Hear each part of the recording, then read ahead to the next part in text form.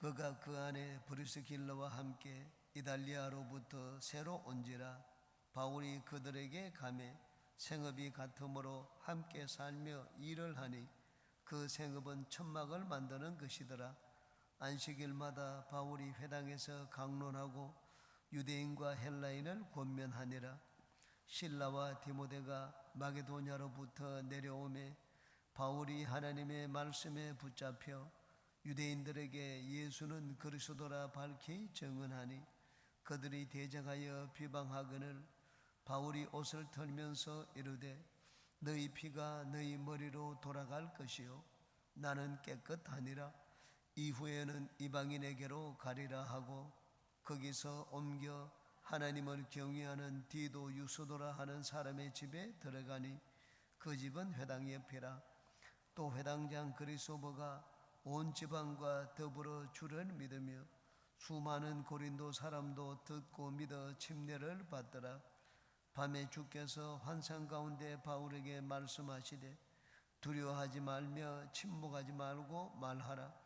내가 너와 함께 있음에 어떤 사람도 너를 대적하여 해롭게 할 자가 없을 것이니 이는 이 성중에 내 백성이 많음이라 하시더라. 1년 6개월을 머물며 그들 가운데서 하나님의 말씀을 가르치니라. 아멘.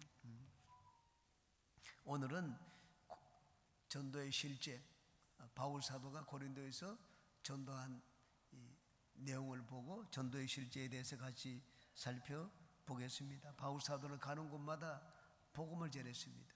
그런데 모든 곳에서 다 성공한 것은 아니었습니다. 바로 이 앞에 아테네에서 복음을 전하고 여기 왔습니다. 아테네에서는 조롱을 받았습니다. 아주 소수의 사람만 예수님을 믿었습니다. 어떤 곳에서는 배척을 당하여 그냥 떠나기도 했습니다. 그런데 고린도는 그렇지 않았습니다. 고린도와 에베소 같은 곳은 바울 사도가 큰 열매를 맺은 곳입니다. 바울 사도는 잠깐 정거장식 선교를 했습니다. 정거장은 기차가 가다가 잠시 멈추었다가 얼마 있지 않습니다. 몇 분 지나면 다시 떠납니다. 바울 사도도 어느 지역에 가면 거기에서 며칠 묵지 않았습니다. 잠깐 있다가 떠나고 잠깐 있다가 떠나곤 했습니다. 그런데 고린도는 그렇지 않았습니다. 1년 6개월 동안 여기 묵으면서 복음을 전했습니다. 에베소에서는 3년 동안 거기 있으면서 한 곳에서 복음을 전했습니다. 그건 왜 한 곳에서 복음을 전했느냐? 하나님이 그곳에서 많은 열매를 거두게 해 주셨기 때문입니다. 고린도에서의 사역은 참으로 성공적이었습니다. 제가 그리스 가봤을 때 그리스 안내하는 분이 인도자가 그리스에는 이슬람 사원이 없다는 말을 들었습니다. 어떻게 그리스에는 이슬람 사원이 없는가? 바울 사도가 아주 자기의 삶을 다 바쳐 복음을 전한 곳이 그리스입니다. 그리스 마게도냐와 이 아랫지방 아가야 지방, 이 지방 바울 사도가 몇 번이나 다녀간 곳입니다. 그리고 잠깐 있다가 한 곳이 아니라 오랫동안 머물면서 복음을 전한 곳입니다. 그래서 복음의 씨앗을 뿌리고 기도를 많이 했기 때문에 그리스에서는 이슬람 사원이 없다 하는 말을 들었습니다. 고린도 사역은 성공적이었습니다. 어떻게 성공할 수가 있었습니까? 세 가지를 같이 살펴보고 은혜를 나누겠습니다. 첫 번째, 바울 사도는 하나님의 뜻에 순종하여 사역을 했습니다. 한번 따라 하시기 바랍니다. 하나님의 뜻에 순종하여 일을 하자. 우리가 일을 하면서 열매를 거두기 위해서는 하나님의 뜻에 순종해서 일을 해야 됩니다. 내가 단순히 열심히 일을 한다고 해서 많은 열매를 거두는 것이 아닙니다. 하나님의 뜻 안에서 일을 해야지 영혼을 건질 수가 있습니다. 바울 사도의 마음속에는 항상 동족 유대인이 있었습니다. 로마서에서 고백하기를 내 동족 유대인들이 하나님께로 돌아오면 나는 지옥 가도 좋다. 그렇게 고백할 정도로 바울 사도는 동족애가 강했습니다. 그런데 하나님의 뜻은 이 바울 사도의 마음과 같지 않다는 것을 바울 사도는 가는 곳마다 느꼈습니다. 복음을 전하는데 여기도 보니까 회당에 들어가서 복음을 전했습니다. 회당은 유대인들이 모이는 곳입니다. 물론 거기는 이방인들도 있었습니다. 하나님을 경외하는 자, 하나님을 경외한다는 말은 항상 이방인에게 붙이는 표현입니다. 왜 회당에 가서 복음을 전했는가? 복음을 전하기 쉽고 대상이 또 유대인이기 때문입니다. 여기 고린도에서도 회당에 들어가서 복음을 전했습니다. 그런데 유대인들은 받아들이지 않고 배척을 했습니다. 이방인들은 그렇지 않았습니다. 이방인들은 다 고개를 끄덕이고 바울 사도가 전하는 복음의 귀를 기울이고 기쁘게 받아들였습니다. 그래서 바울 사도는 몇 번씩 이게 반복되다 보니까 나중에는 하나님의 뜻을 깨달았습니다. 아, 하나님은 유대인들이 구원받는 것을 원하지 않는구나. 하나님이 유대인들을 영원히 버리신 것이 아닙니다. 잠시 동안입니다. 이방인들을 하나님이 먼저 구원하고 구원의 순서에 있어서 이방인들이 먼저고, 그러고 난 다음 유대인들의 시기가 나서 나중에 이제 주님께로 돌아온다. 이게 하나님의 뜻입니다. 처음에는 막 열정을 가지고 복음을 전했지만 나중에는 열심만 가지고 복음을 전하지 않았습니다. 하나님의 뜻에 맞추어서 복음을 전했습니다. 여기 5절과 6절 보시기 바랍니다. 실라와 디모데가 마게도냐로부터 내려오매 바울이 하나님의 말씀에 붙잡혀 유대인들에게 예수는 그리스도라 밝히 증언하니 그들이 대적하여 비방하거늘 바울이 옷을 털면서 이르되 너희 피가 너희 머리로 돌아갈 것이요 나는 깨끗하니라. 이후에는 이방인에게로 가리라 하고 손을 털었습니다. 바울 사도는 에스겔 이 세 말씀을 잘 알았습니다. 너 동족이 있는데 이웃에게 복음 하나님을 믿지 않는데 잘못된 길로 가고 있는데 그에게 하나님을 전하지 않으면 그 사람의 피를 내가 네 손에서 찾을 것이라고 했습니다. 그러나 그들에게 그렇게 하면 안 된다, 하나님을 바로 믿어야 된다, 그렇게 말을 하면 이제 너는 책임이 없다. 내가 그 당사자에게서 내가 그 피의 값을 찾겠다, 그렇게 얘기했습니다. 바울 사도는 손을 털었습니다. 이제는 하나님의 심판을 받더라도 나는 심판받지 않는다. 너희들 잘못으로 너희들이 심판받을 것이다. 그렇게 얘기를 했습니다. 그리고 난 다음에 하나님의 뜻을 깨달았습니다. 회당에 들어가는 것이 하나님의 뜻이 아니구나 하는 걸 깨달았습니다. 이전에는 항상 바울 사도가 회당을 찾았습니다. 그런데 지금부터는 바울 사도가 회당을 찾지 않습니다. 7절에 보세요. 거기서 옮겨 하나님을 경외하는 디도 유소도라 하는 사람의 집에 들어가니 그 집은 회당 옆이라. 하나님을 경외한다는 말은 이방인입니다. 이방인의 집에 들어가서 예배를 드렸습니다. 예배 드리는 날짜도 달랐습니다. 고린도 서신에 보면은 너희들이 안식 후에 모일 때라고 했습니다. 안식 후에. 안식일 날 이들은 모이지 않았습니다. 안식일 다음 날 모였습니다. 우리가 말하는 주일날 이방인들이 모였습니다. 이들이 모여서 하나님을 예배하는 그 장소도 다르고 그 날짜나 시간도 달랐습니다. 또 회당도 아니었습니다. 따로 이들이 모여가지고 예배를 드렸습니다. 나중에 그렇게 하니까는 뒤에 보니까는 많은 사람들이 주님께로 돌아왔습니다. 8절에 보니까 회당장 그리스도가 서보가 온 지방과 더불어 주를 믿으며 수많은 고린도 사람도 듣고 믿어 침례를 받더라고 했습니다. 회당에 들어가서 복음을 전할 때는 배척을 당했습니다. 그런데 회당과 떨어져서 이제는 이방인 중심으로 사역을 하니까 하나님이 많은 사람들을 보내주시는 것을 봤습니다. 그러므로 우리가 복음을 전하면서 열매를 맺기 위해서는 하나님의 뜻을 잘 분별해서 사역을 해야 됩니다.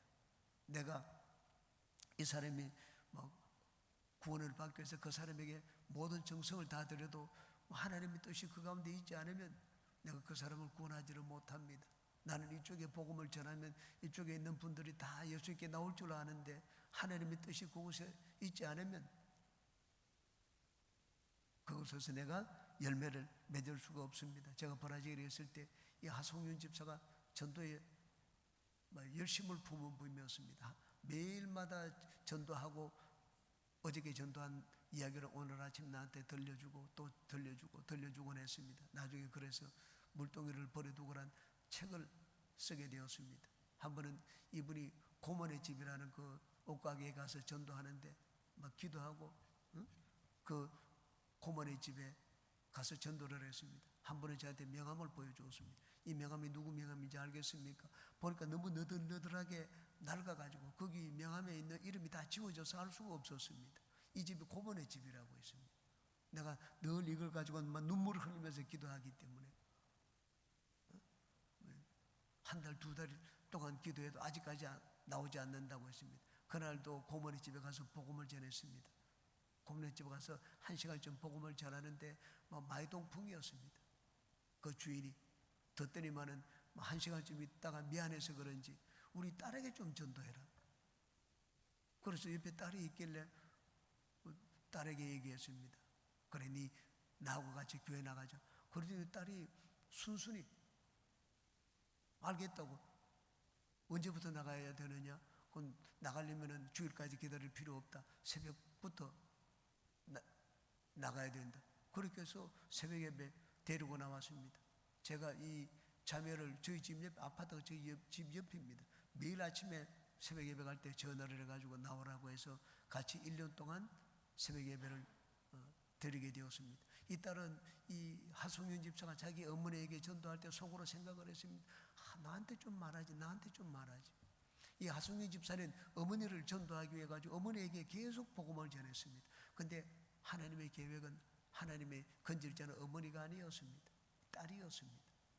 근데 딸에게 어머니의 말을 듣고 전도하자마자 순순히 나오겠다고 했습니다. 딸은 막 금요일만 되면은 막 춤을 추고 막 술을 마시고 밤새도록 술을 마시고 막 그런 생활을 하던 딸이었습니다.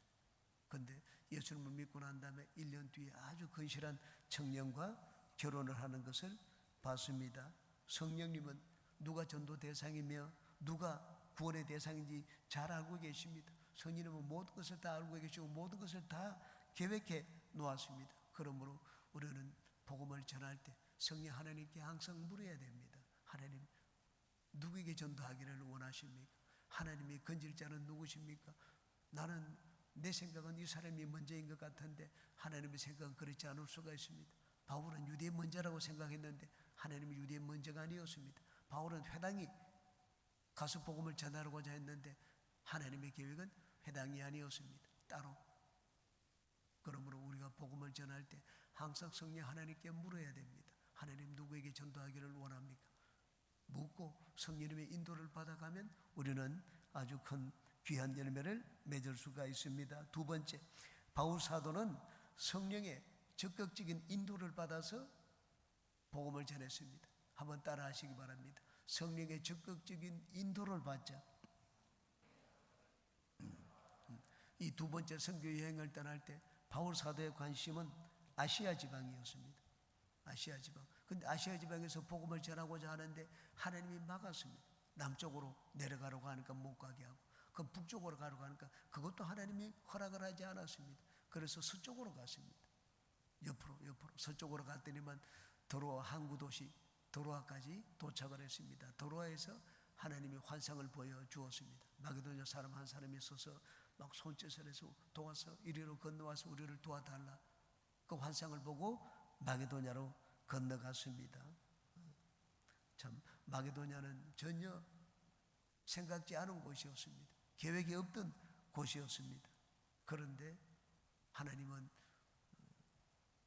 적극적으로 앞에서 이리 와라, 이쪽으로 오라, 바울 사도 일행을 이끌었습니다. 그래서 유럽으로 가서 복음을 전하도록 만드셨습니다. 우리가 복음을 전할 때 단순히 내 생각과 계획만 가지고 복음을 전하려고 해서는 안 됩니다. 복음을 전하는데 하나님의 성령의 적극적인 인도, 앞에서 끌어주는 인도를 받아야 됩니다. 이 두 번째 선교 여행을 할 때 바울 사도는 잠깐 머물러서 선교하지 않았습니다.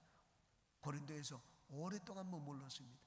세 번째 선교 여행도 마찬가지입니다. 오랫동안 머물렀습니다. 적극적인 성령의 인도를 받았기 때문입니다. 적극적인 성령의 인도가 그러면 왜 필요합니까? 적극적인 성령의 인도를 받으면 성령께서 모든 것을 다 준비해 주십니다. 광야에서 이스라엘이 성령의 인도를 받았습니다. 이스라엘은 성령은 앞장서고 이스라엘은 뒤따라갔습니다. 성령이 가서 어디 쉴 만한 곳이 있는지 성령이 먼저 가서 보셨습니다. 아, 여기 물이 있구나. 오아시스가 있는 곳에, 풀이 있는 곳에 성령 하나님이 이스라엘을 인도했습니다. 이스라엘이 앞장서서 찾는데 성령께서 뒤에서 도와준 것이 아니었습니다. 성령이 앞에서 이끌었습니다. 이 두 번째 선교 여행 때는 성령이 앞에서 바울 사도 일행을 이끌어 주셨습니다. 어디로 가야 될지 모르는데 바다로 건너가게 만드시고, 그리고 고린도에 갔을 때 성령께서 앞에서 이끌어 주셨습니다. 그 두 번째 선교 여행 때 유럽을 전도할 때는 바울 사도가 막 자기의 열심을 가지고 전도하지 않았습니다. 자기의 모든 계획을 내려놓았습니다. 자기 계획은 아시아인데, 근데 아시아를 떠나서 유럽으로 가니까 이제 자기가 계획하고 있던 건 모든 걸 내려놓아야 됩니다. 모든 걸 내려놓았습니다. 근데 나중에 보니까 하나님이 모든 것들을 다 준비해 놓았습니다. 우리가 성령의 적극적인 인도를 받으면 첫째 사람이 준비되어 있습니다. 빌립보에 가서 복음을 전할 때 하나님이 사람을 준비해 놓았습니다. 자주 옷감 장사 루디아의 마음을 여셨습니다. 그리고 자기 집에 들어와서 묵으라고 하고 그곳에서 복음을 전했습니다. 나중에도 바울 사도가 복음을 전하는데 빌립보 교회가 끊임없이 도와주었습니다. 물질로 기도로 후원을 해주었습니다. 하나님의 성령의 인도를 받으니까 성령이 모든 걸 준비해 주셨습니다. 여기 고린도는 어떻습니까? 성령께서 이끌어서 고린도까지 갔습니다. 고린도로 갔더니 거기도 필요한 사람을 하나님이 준비해 놓으셨습니다. 브리스길라와 아굴라 부부였습니다. 나중에 에베소에 가서 전도할 때도 에베소에 먼저 가서 전초 기주를 만들어 놓은 분이 브리스길라와 아굴라 부부였습니다. 그 에베소를 떠나가지고 나중에 로마로 갈 때도 로마에 다시 가서 바울 사도 일행을 맞이해 준 자가 브리스길라와 아굴라 부부였습니다. 브리스길라와 아굴라 부부는 로마서에서 고백하기를 이 브리스길라와 아굴라 부부는 나를 위해서 목이라도 내놓은 그런 사람이었다고 했습니다. 고린도에 가서는 큰 열매를 맺었습니다. 사람이 있었기 때문입니다. 복음을 전하는데 누가 준비했습니까? 바울 사도가 사람을 모집하지 않았습니다. 하나님이 준비해 두셨습니다. 성령이 어디로 가서 내가 복음을 전해야 될지 모든 걸 마련해 놓고 바울 사도 일행을 이끌었습니다. 그러므로 우리가 성령의 적극적인 인도를 받으면 내가 필요한가, 무엇이 필요한데 누가 나를 도와줄 것인지 그런 것 걱정하지 않고 염려하지 않아도 됩니다. 거기는 또 고린도에 갔더니만은 하나님이 물질도 후원을 해 주셨습니다. 여기 5절 보시기 바랍니다. 실라와 디모데가 마게도냐로부터 내려오매 바울이 하나님의 말씀에 붙잡혀 유대인들에게 예수는 그리스도라고 밝히 증언하니, 하나님 말씀에 붙잡혀 하나님 말씀 전단 사역을 했다는 말입니다. 내가 세상에서 장막 파는 천막 파는 일을 하고 또 잠깐 절반은 복음을 전하고 이렇게 하지 않았습니다. 전적으로 이제 천막 파는 거는 이 브리스길라와 아굴라 부부가 도와주고, 그리고 마게도냐에서 실라와 디모데가 왔는데 많은 후원금을 받아가지고 왔습니다. 선교 후원금을 받아가지고 왔기 때문에 바울 사도가 먹고 입고 마시는 것에 대한 걱정이 없었습니다. 그래서 말씀을 전하는데 전담 사역을 할 수 있게 되었습니다. 성령이 인도하시니까는 모든 걸 다 준비해 놓았습니다. 내가 내 힘으로 내 계획으로 하려고 하면 내가 모든 것을 준비해야 됩니다. 그런데 성령께서 나를 앞장서서 이끌어 주시면 이제 성령님이 모든 것을 준비해 놓으시고 나를 이끄십니다. 영혼 구원은 여러분 나의 계획과 관심이 아닙니다. 영혼 구원은 하나님의 계획과 하나님의 관심입니다. 여러분 인간의 열정을 내가지고 내 머리를 짜내가지고 영혼을 구원할 수가 있습니까? 내가 설득시켜서 영혼이 주님께 나오지 않습니다. 하나님이 택해야지 그 영혼이 주님께 나올 수가 있습니다. 그러므로 우리는 영혼을 구원하는 데 있어 가지고 성령의 이 이끄심, 성령의 적극적인 이끄심을 구해야 됩니다. 성령님 내가 어디로 가야 됩니까? 성령님 나를 이끌어 주시옵소서. 발걸음도 이끌어 주시고 모든 걸 이끌어 달라고 어떤 말을 해야 될지 그것도 성령 하나님의 도우심을 구해야 됩니다. 빌 하이벨스 목사님의 손 나는 바빠서 기도합니다. 너무 바빠서 기도합니다. 라는 책이 있습니다. 그 책에 보면 빌 하이벨스 목사님이 한 사람을 전도하는 내용이 나옵니다. 이 사람은 아주 나쁘다고 소문이 나 있는 사람이었습니다. 다른 사람이 그 상종하려고 하지 않는 사람이었습니다. 그런데 한 번은 그분과 식사를 할 기회가 있었습니다. 점심 식사를 하는데 그냥 간단하게 식사만 하고 헤어지려고 했습니다.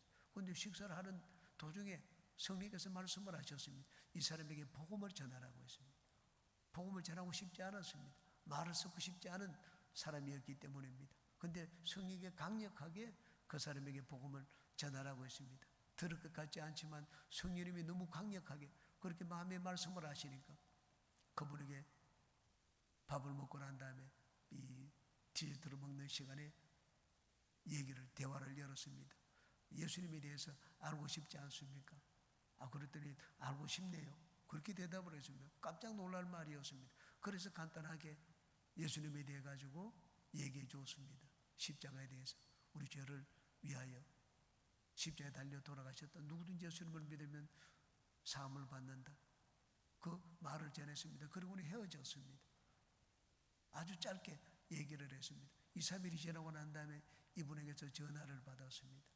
전화를 받아서 목사님 그날 어떤 일이 있었는지 압니까? 그날 그 말을 듣고 난 다음에 내가 집에 들어가서 침실에 가가지고 무릎을 꿇고 예수님께 기도했다고 했습니다.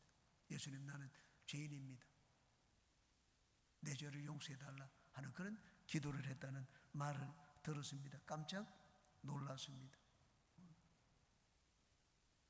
우리 인간은 나는 이렇게 하고 여기는 아니라고 생각을 하는데 성령 하나님은 그렇지 않습니다. 우리가 성령의 인도를 받으면 성령께서는 영혼을 구원할 수 있도록 모든 것도 준비해 주시고 또 직접 영혼을 구원하십니다. 그러므로 우리는 더 기도하고 성령의 인도를 받아 나가서 복음을 전하는, 그래서 영혼 구원의 열매를 맺는 우리가 되시기를 주의 이름으로 축원합니다. 마지막 세 번째, 고린도에서 많은 열매를 맺을 수 있었던 것은 고린도에 하나님의 백성이 많았기 때문입니다. 한번 따라 하시기 바랍니다. 고린도에는 하나님의 백성이 많았다. 그물을 던져도 여러분, 고기가 있는 곳에 그물을 던져야지 고기를 잡을 수가 있습니다. 고기가 없는 곳에 그물을 아무리 열심히 던져도 고기가 잡히지를 않습니다. 고린도에는 참 고기가 이 하나님의 백성들이 많았습니다. 고린도는 복음을 전하기 좋은 장소가 아니었습니다. 바울 사도가 두려웠습니다. 마음에. 그 도시는 항구 도시입니다. 항구 도시는 원래 거친 사람들이 많습니다.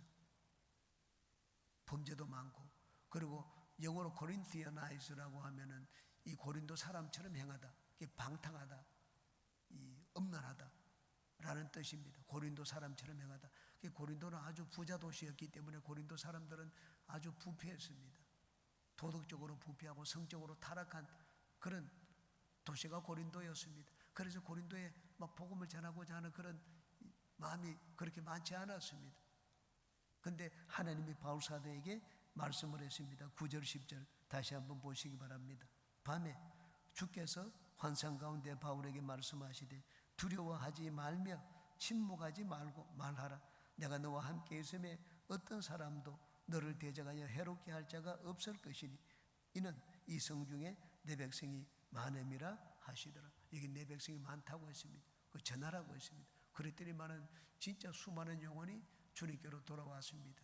여러분, 우리가 그물을 던져도 복음을 전해도 하나님이 허락을 하셔야지 영혼을 구원할 수가 있습니다. 하나님이 하늘 문을 열어야 됩니다. 60년대 70년대는 하나님이 우리나라 하늘 문을 열어놓으셨습니다. 그래서 복음을 전하면 많은 영혼들이 쉽게 예수님을 믿었습니다.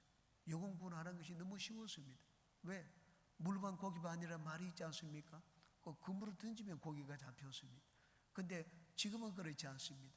물론 코로나19의 영향도 있겠죠. 코로나19의 영향으로 인해 가지고 우리 교회 출석 숫자, 우리 교회뿐만 아닙니다. 한국 교회 전체가 출석 숫자가 줄었습니다. 회복이 되느냐? 회복이 쉽게 되지 않습니다. 왜? 하나님이 문을 열지 않았기 때문입니다. 6, 70년대와 지금은 다릅니다. 하나님이 하늘 문이 열지 않았기 때문에 막 영혼 구원을 하는데 옛날같이 그렇게 성도들이 주님께 나오지 않습니다. 한 번은 조영기 목사님께서 저희들이 있는데 이런 말씀을 하신 적이 있습니다. 인도에서 복음을 전할 때입니다. 인도에서 복음을 전할 때, 인도는 힌두 국가고 이슬람 국가이기 때문에 거기는 더 기도가 필요했습니다. 매일 8시간씩 기도하셨다고 하셨습니다. 8시간씩 기도하고 나가서 복음을 전하는데 전도되는 숫자는 몇백 명 정도밖에 되지 않더라고 했습니다. 내가 남미나 미국에서 이렇게 8시간씩 복음을 전하면 하루에 수만 명씩 주님 앞에 나온다. 수만 명씩 나오는데 인도는 그렇지 않았습니다. 그러면서 저희들에게 말씀을 하시기를 우리가 아무리 열심히 일한다고 해서 수많은 영혼을 건질 수 있는 것이 아니다. 하나님이 허락한 곳이 있고 하나님이 허락지 않은 곳이 있다. 나중은 모릅니다. 지금은 하나님이 허락지 않은 곳이기 때문에 내가 막 그물을 던져도 고기가 많이 잡히지 않는 곳도 있다. 그렇게 말씀을 했습니다. 그러므로 우리가 나가서 복음을 전할 때 막 열심히 복음을 전하고 내가 최선을 다하지만은 근데 영혼을 많이 건지지 못할 수도 있다고 했습니다. 너무 실망할 필요가 없다고 했습니다. 왜냐하면 하나님이 그곳에 하늘문이 열지 않았기 때문이라는 말씀을 하신 적이 있습니다. 우리가 복음을 전하는 것도 마찬가지입니다. 복음을 전한다고 해서 항상 열매를 거두는 것이 아닙니다. 하나님이 하늘문을 여시면 우리는 열매를 거둡니다. 내가 이렇게 열심을 다해서 복음을 전하는데 왜 나오지 않습니까? 아직까지 때가 아직 되지 않았을 수도 있습니다. 하나님이 허락지 않았기 때문에 복음을 나는 열심을 다해도 그 영혼이 주님 앞에 나오지 않는 경우도 있습니다. 그러므로 우리는 하나님이 건지시는 영혼이 있는 곳 그곳에 가서 그물을 던져야 됩니다. 무턱대고 던지는 것이 아니라 바울 사도는 무턱대고 그물을 던지지 않았습니다. 여기는 내 백성이 많으니까 여기서 그물을 던져라. 하나님이 그렇게 말씀을 했습니다. 고린도에서는 오랫동안 머물렀습니다. 하나님이 그렇게 말씀을 하시니 하나님 백성이 많다고 하니 오랫동안 머물러 복음을 전하니 고린도가 복음화 되었습니다. 우리도 하나님 앞에 기도할 때 하나님 우리가 나가서 전해야 될 복음의 대상이 누구입니까? 누구에게 가서 복음을 전하기를 원합니까? 하나님 앞에 항상 우리는 기도해야 됩니다. 영혼은 내가 노력하고 애쓴다고 해서 주님 앞에 나오지 않습니다. 영혼 구원은 나의 일이 아니라 성령 하나님의 일입니다. 그러므로 여러분 항상 성령 하나님께 먼저 기도하고 대상을 위해서도 기도하고 그 영혼이 주님께 나올 수 있도록 위해서도 기도하고 그리고 또 복음을 전하는 데 필요한 모든 것들을 마련해 주시도록 기도하고 나가서 복음을 전해서 우리가 귀한 열매를 맺는 모든 분들이 되시기를 주님의 이름으로 축원합니다. 기도합니다.